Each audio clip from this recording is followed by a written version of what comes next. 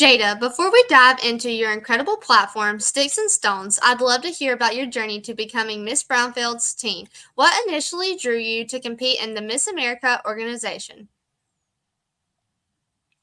So, what initially drew me to compete in the Miss America organization was the amazing scholarship opportunities that go along with the organization. And I really loved that it was a scholarship-based organization wanting to empower women to get to go to school. And so I'm so glad that I could be a part of that. And that's what really drew me towards this specific organization. And I'm really glad that I get to be a part of it. How has your experience in pageantry shaped your passion for mental health awareness and your desire to make a difference? So, honestly, I haven't had too much experience in pageantry because I wasn't really ever a pageant girl, but, it really just broadened my horizon up to a bigger amount of people, and, it really opened up to where I could share my story to people, and because I have a crown, which I don't necessarily need, but because I have a crown, people are more willing to listen. And so this shaped for mental health and suicide. I was able to share my testimony and get to relate to people out in my community and elsewhere, and hope that there is ways that they are gonna want to go get help. Absolutely, Jada. Your platform, Sticks and Stones, focuses on a crucial topic mental health awareness and suicide prevention. Can you share what inspired you to champion this cause? So, what inspired me to champion this cause was my personal experiences. So, when I was in middle school, high school, I was heavily bullied. And so that came with a lot of identity issues. It came with a lot of mental health problems, a lot of suicidal thoughts.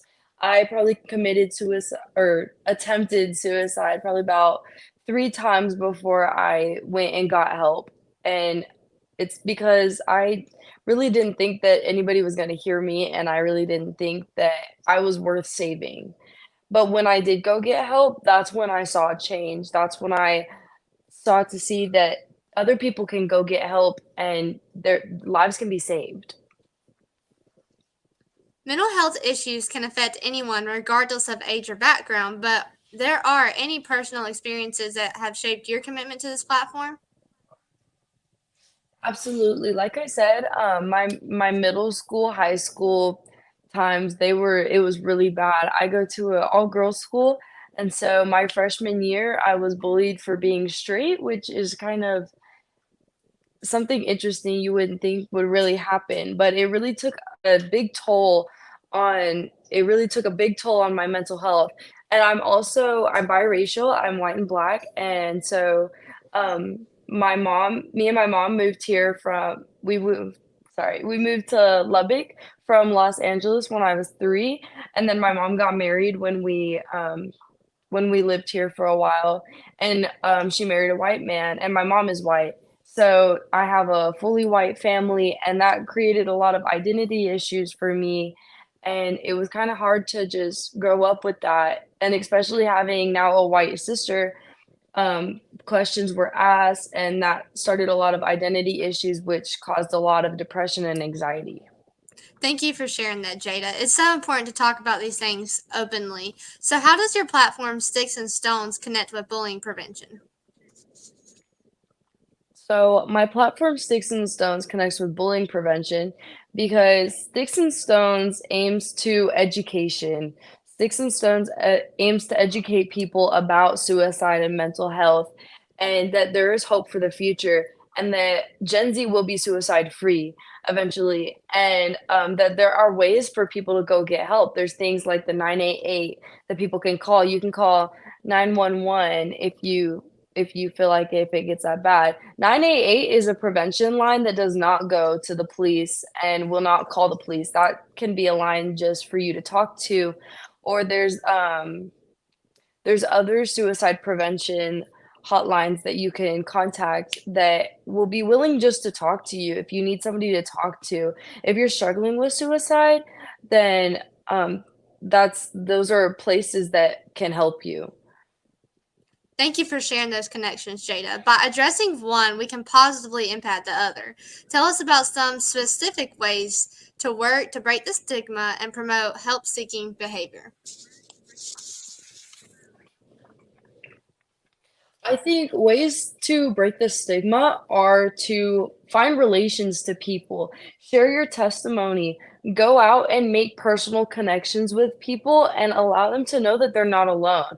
Allow them to know that they belong here, they have a place, they have a purpose, and that they're not struggling alone and they're heard. A lot of teens don't think that they're so heard because they're younger and they think that their voice is just it's not as impactful as it really is, and I really think that people need to know that they are heard and they do have a place. That's a great outreach, Jada. Is there a specific organization you partner with for your Sticks and Stones initiative?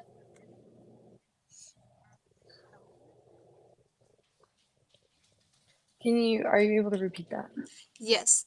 Um, is there a specific organization you partner with for your Sticks and Stones initiative? Okay, so I partnered with the Sticks and Stone Foundation, which was brought up by Ernie and Lisa Fonseca in memory of their daughter, Layla, who was a 13-year-old girl that committed suicide on October 13th, 2022, and became part of this silent epidemic. The Sticks and Stones Foundation aims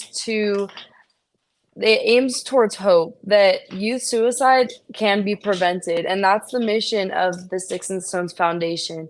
They're a nonprofit organization and aim to educate people because they people are not struggling alone, and this organization is aimed to promote the education so people know that they're not alone. Thank you for sharing that, Jada. Listeners can likely find information about mental health resources on your platform's website or social media, right?